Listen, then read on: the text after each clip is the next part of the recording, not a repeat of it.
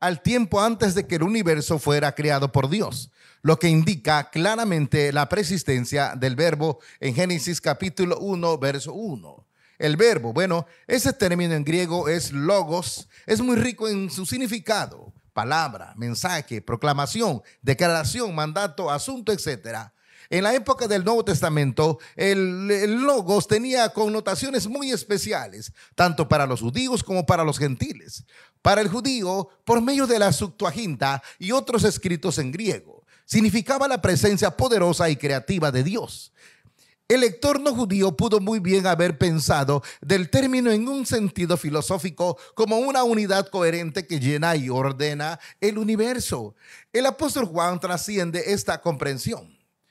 En el Evangelio de Juan, el Evangelio le confiere este título al Jesús histórico y así identifica como la suprema revelación personal de Dios en la historia humana.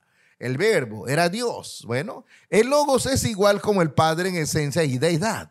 En esta explícita declaración, Juan dice que Jesús es Dios, un énfasis a lo largo del cuarto evangelio. Estaba con Dios. Bueno, la repetición de esta frase del verso 1 recalca que el verbo ha estado siempre en comunión con Dios el Padre. En ningún tiempo anterior dejó de existir esta comunión.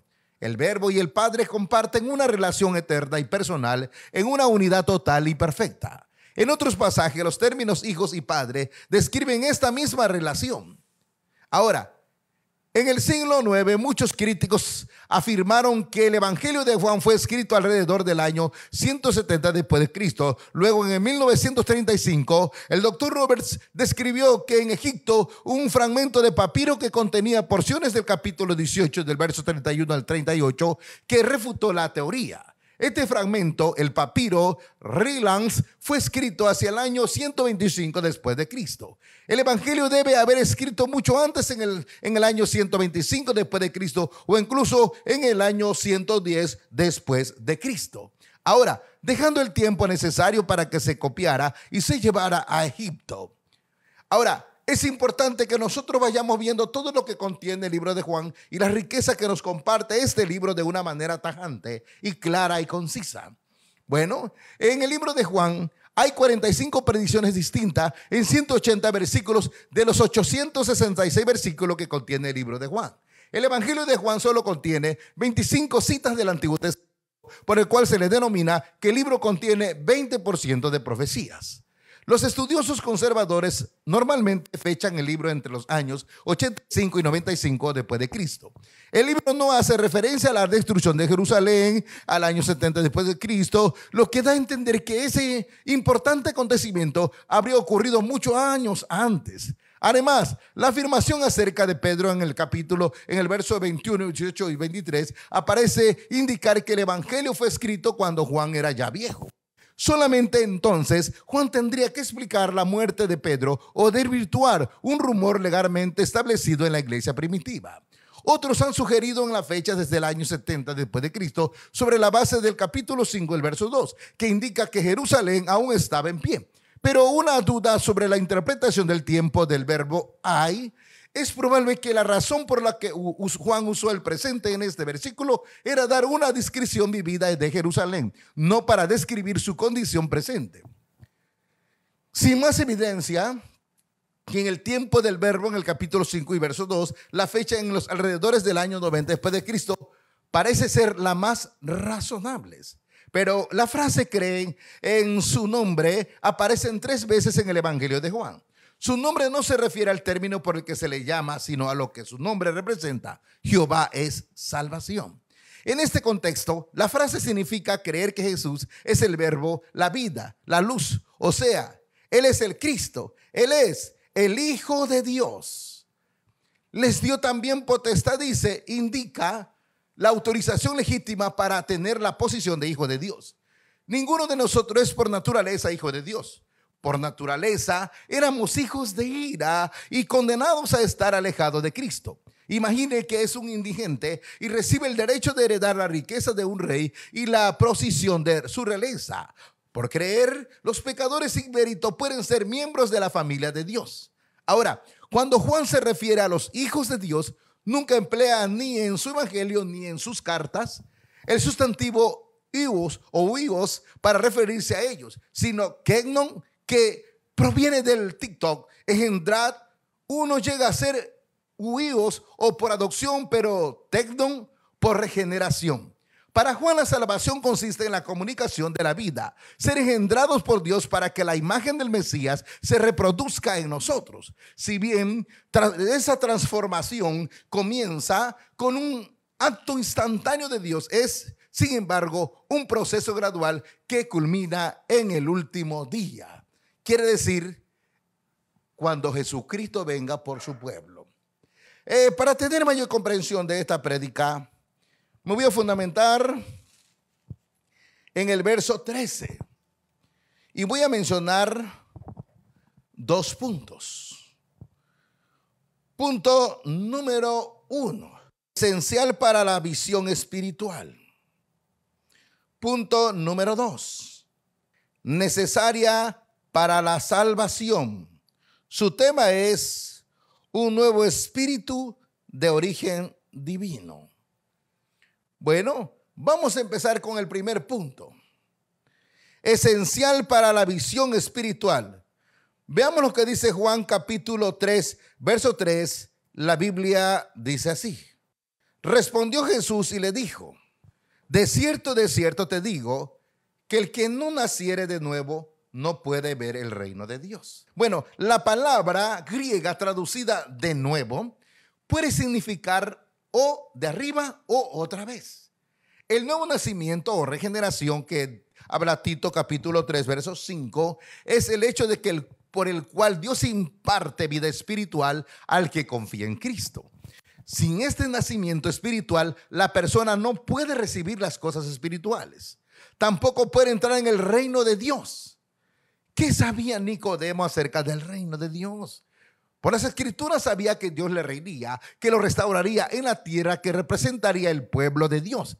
Jesús reveló a su devoto fariseo que el reino sería para todo el mundo, no solo para los judíos, y que Nicodemo podía pertenecer a él sin personalmente nacía de nuevo. O sea, si él naciera personalmente de nuevo, él, la persona. Pero este era un concepto revolucionario. El reino es algo personal, no nacional ni étnico. Para entrar en él se requiere arrepentimiento y nacimiento espiritual. Jesús más tarde anunció que el reino de Dios está en el corazón de los creyentes mediante la presencia del Espíritu Santo. Aleluya, gloria a Dios. Su pleno cumplimiento será cuando Jesús regrese a juzgar al mundo y destruya para siempre al maligno. Ahora, debemos ser enteramente diferentes de lo que fuimos antes, como aquellos que empiezan a ser en el cual momento no es, y no pueden ser lo mismo que eran antes. Este nuevo nacimiento es del cielo, lo que habla en el capítulo 13, y tiene al cielo. Es un cambio grande hecho en el corazón del pecador por el poder del Espíritu Santo. Esto significa que algo es hecho en nosotros, a favor de nosotros, que no podemos hacer por nosotros mismos.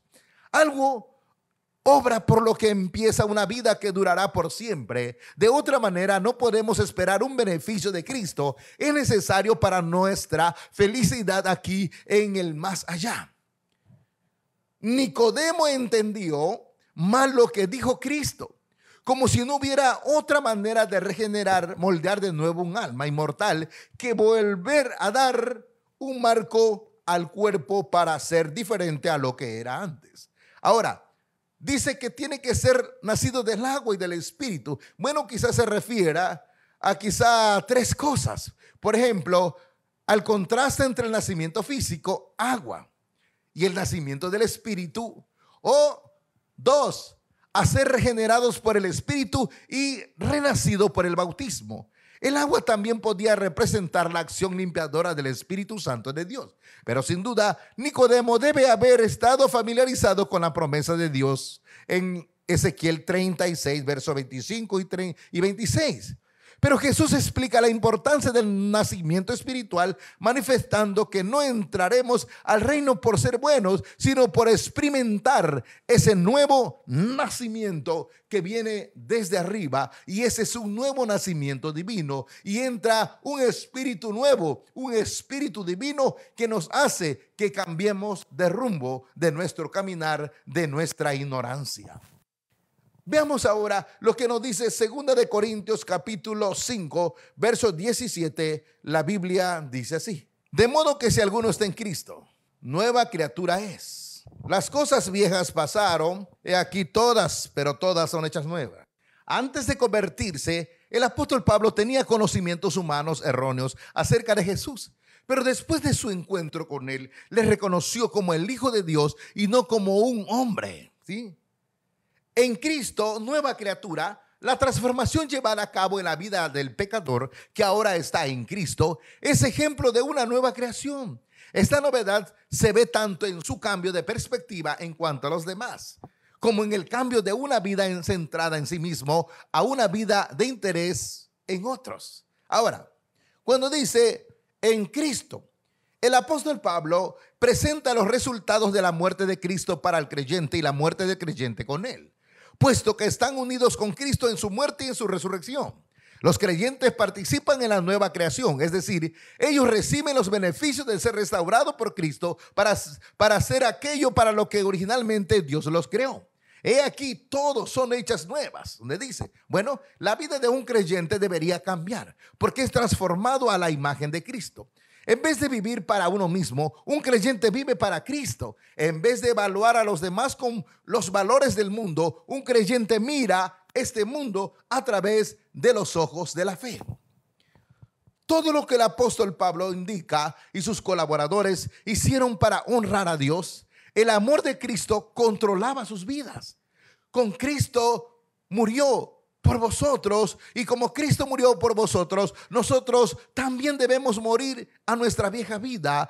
Como el apóstol Pablo, no debemos vivir más para agradarnos a nosotros mismos. Debemos usar nuestra vida agradando a Cristo, al que murió por nosotros y resucitó del sepulcro. Los cristianos son nuevas criaturas desde su interior. El Espíritu Santo les da vida y nueva. Ya no serán los mismos jamás, nunca será. No hemos sido reformados, rehabilitados o reeducados. Somos una nueva creación viviendo en unión vital con Cristo. Gloria a Dios, aleluya. Convertirnos no es meramente dar la vuelta a una hoja nueva, sino empezar una vida nueva bajo un nuevo maestro, y ese es Jesucristo, el Hijo de Dios. Alabado sea Jesucristo. Dios nos trae a sí mismo a cada uno de nosotros, nos reconcilia, borra nuestros pecados, ¿sí? Y nos hace justo. Dejamos de ser enemigos, extraños para Dios cuando confiamos en Cristo. Al reconciliarnos con Dios, tenemos el privilegio de animar a otros para que lo hagan de la misma manera, y de esa manera somos aquellos que tienen el ministerio de la reconciliación. Por lo tanto, ese nuevo espíritu es esencial para la visión espiritual, porque así de esa manera podemos ver las cosas como Dios las mira. Si usted no ha aceptado a Cristo, no podrá ver las cosas como Dios las mira. Pero si usted ha aceptado a Cristo y obedece su palabra y el Espíritu Santo está en usted, usted estará mirando como Dios mira las cosas. Veamos el segundo punto. Punto número 2. Necesaria para la salvación. Veamos lo que nos dice Tito capítulo 3, verso 5. La Biblia dice así: nos salvó, no por obras de justicia que nosotros hubiéramos hecho, sino por su misericordia, por el lavamiento de la regeneración y por la renovación en el Espíritu Santo. Debido a que Pablo ha exhortado a Tito a que enfatice las buenas obras en su ministerio con los cretenses, desea aclarar que las obras no sirven para salvar a una persona. En lugar de eso, solamente basándose en la misericordia de Dios, que es que se nos libera de la culpa de nuestro pecado. Ahora, cuando dice del lavamiento de la regeneración, esta frase se refiere a la obra del Espíritu Santo, quien puede hacer nueva a una persona, o por la purificación de la regeneración, o más bien el nuevo nacimiento. Esta nueva naturaleza es el fundamento para vivir la vida cristiana y ejecutar buenas acciones. Donde dice renovación en el Espíritu Santo, el proceso continuo del vivir cristiano lo facilita el Espíritu Santo, lo que da como resultado el crecimiento del carácter y las buenas obras. El apóstol Pablo resume lo que Cristo hace cuando nos salva. Nos trasladamos de una vida llena de pecado a una que es seguida por el Espíritu Santo. Fuimos lavados de todos nuestros pecados, no solo de algunos. Lavamiento se refiere a las aguas del bautismo, lo cual es señal de salvación. Al hacerse cristiano, el creyente reconoce a Cristo como el Señor y su obra de salvación. Ganamos la vida eterna con todos sus tesoros. Tenemos la renovación del Espíritu Santo y Él continuamente renueva nuestros corazones. Nada de esto tiene lugar para haberlo ganado o merecido. Todo es un regalo de Dios. Las tres personas de la Trinidad se mencionan en este versículo porque participan en la obra de salvación. Basándose en la obra de redención de su Hijo, el Padre perdona y envía al Espíritu Santo para limpiar y renovarnos continuamente. Ahora, cuando se manifestó la bondad de Dios, ¿qué sucedió? El amor de Dios por la humanidad se reveló con la venida de Cristo al mundo, nuestro Señor y Salvador. Nos salvó, dice, conforme a su misericordia. Pero la salvación no es el resultado de obras o esfuerzos humanos, sino de la gracia y misericordia de Dios. Lavamiento de la regeneración.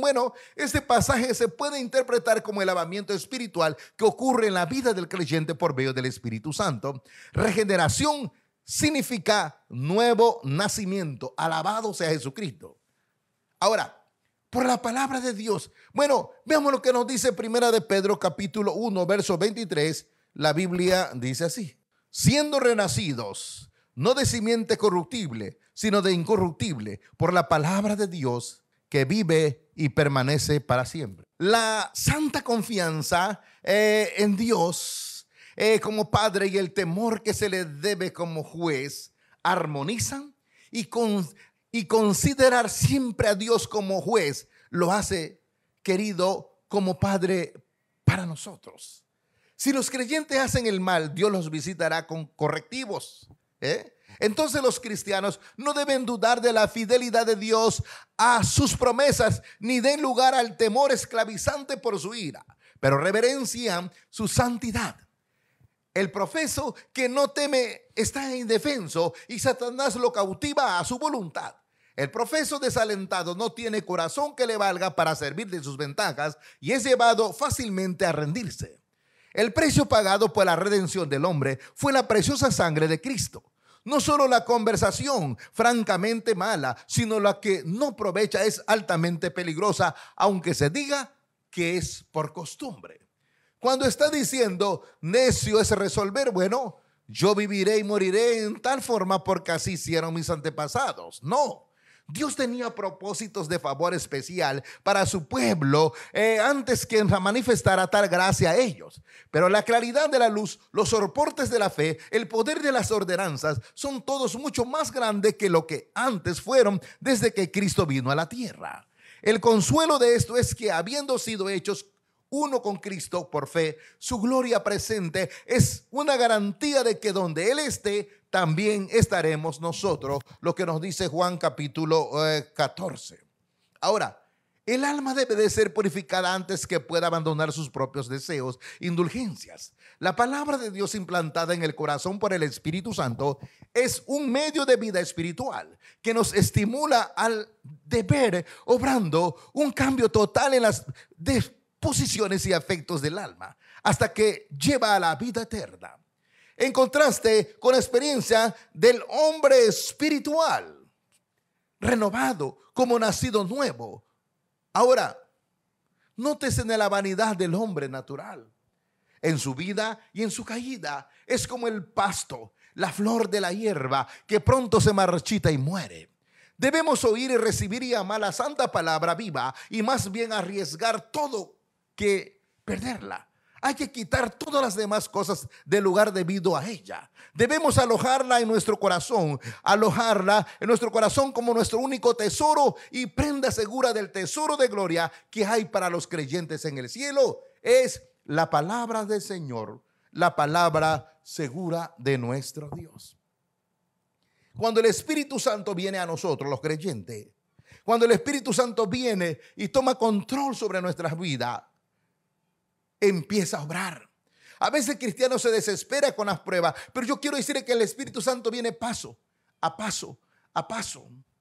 A veces cuando aceptamos a Cristo, queremos comernos la Biblia, queremos todo, nos enloquecemos, nos emocionamos.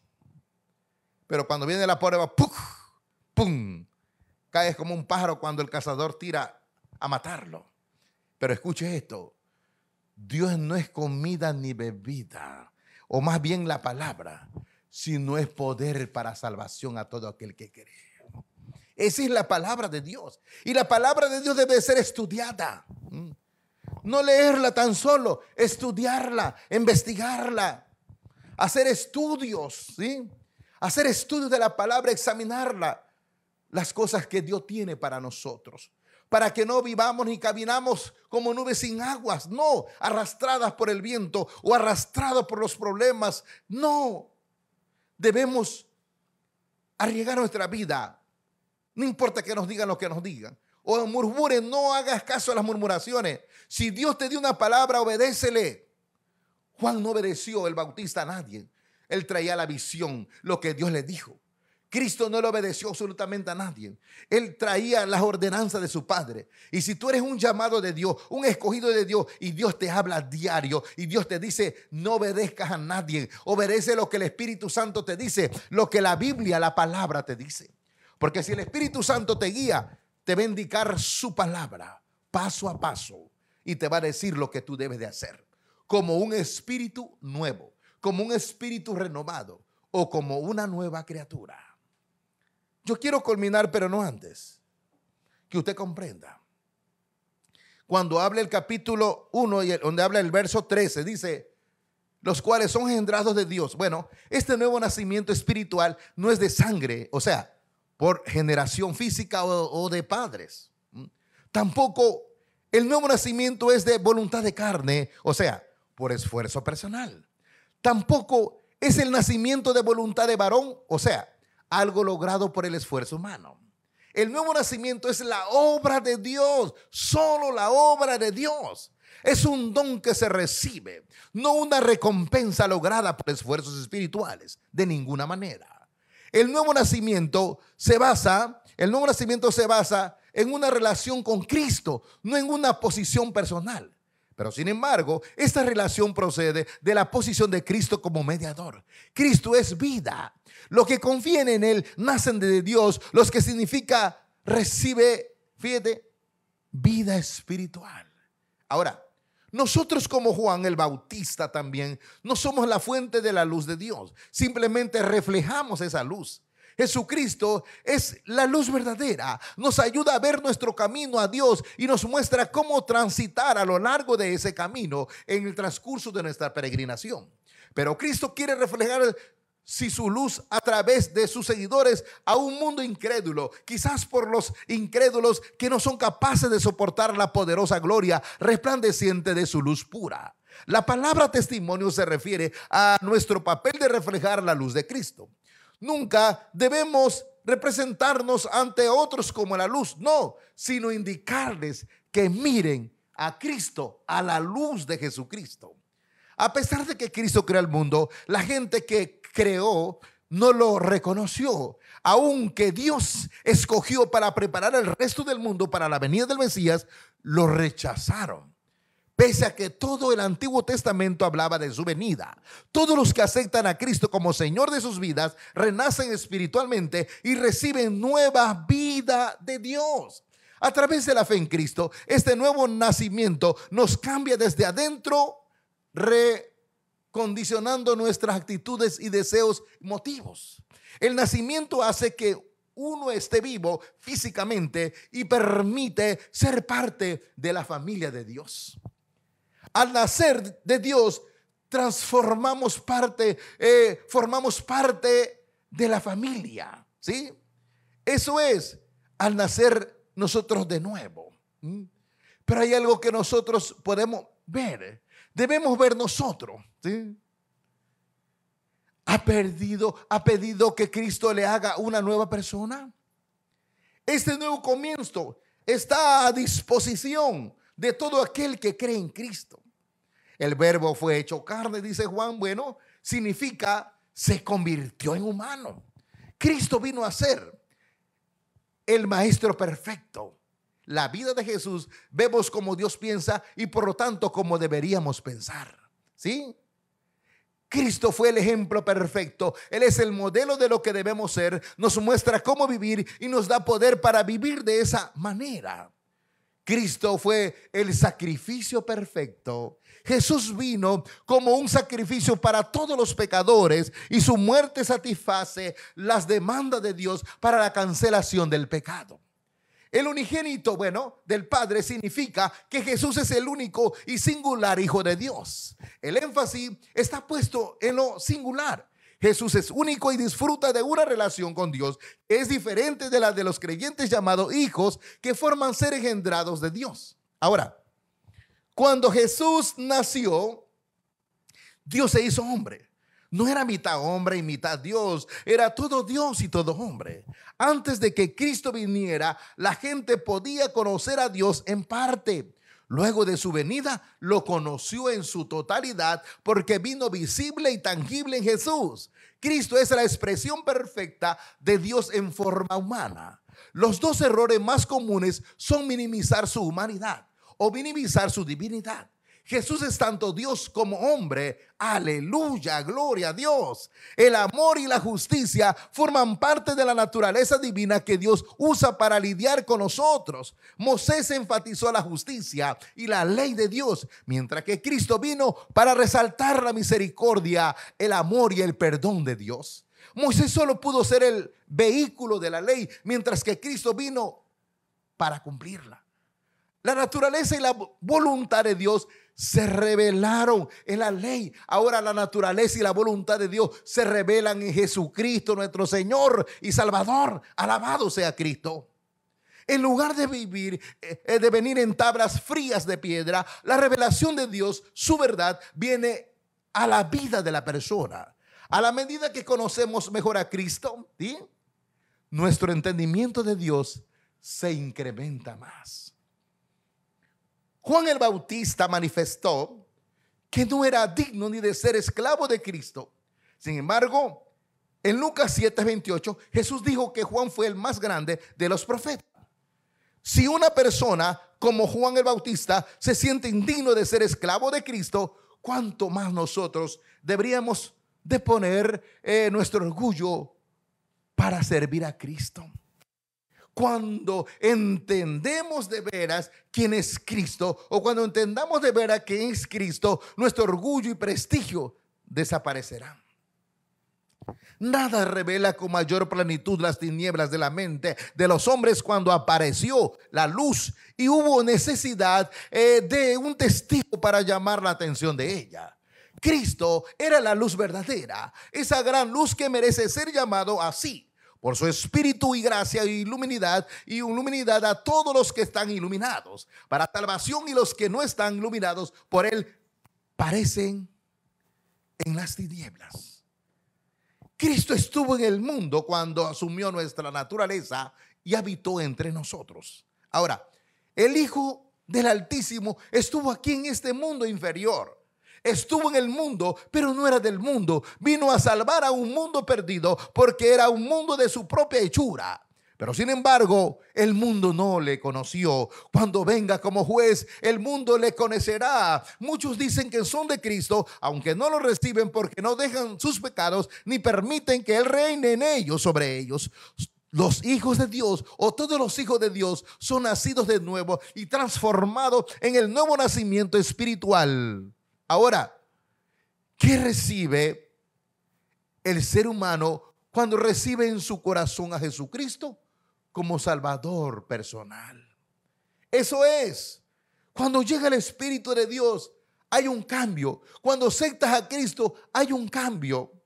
Y ese nacimiento espiritual que recibe el ser humano cuando recibe en su corazón a Jesucristo como un Salvador personal. Por eso cuando uno acepta a Cristo dice, yo te recibo como mi Salvador personal. Yo te recibo como mi Señor y mi Dios. Te recibo como esa luz verdadera. Te recibo como ese Dios poderoso, como ese Dios glorioso. Y debemos recibirlo y dejar que Dios reine en nosotros. No manipulemos las escrituras. No manipulemos nuestro caminar. Dejemos que la escritura nos indique el caminar. David dijo estas palabras, porque lámpara a mis pies tu palabra y lumbrera en mi camino. Así tiene que ser, así tiene que caminar la iglesia en la lumbrera de Cristo, en la lumbrera de la palabra del Señor, en esta palabra que es verdad, esta palabra es real, esta palabra es verdadera, esta palabra tiene todo el requisito, todo el que quiera ser salvo, todo el que quiera estar con Cristo tiene que ser renovado, porque el que cree en Cristo nueva criatura es, las cosas viejas pasaron, he aquí todas, pero todas serán siempre hechas nuevas. Ahora, ¿qué es lo que tenemos que hacer? Caminar como un hombre espiritual nuevo para que podamos ver cada día la gloria de Dios en nuestra vida. Cada cambio que produce el Espíritu Santo es un milagro que está haciendo en este tabernáculo de los cristianos. Cuando ya cambian sus procederes, cuando va cambiando día a día, cuando eras chismoso ya no eres. Dices que no quiero ser chismoso. Es el poder del Espíritu Santo que ha actuado en esa vida. Ya no quiero seguir haciendo lo malo.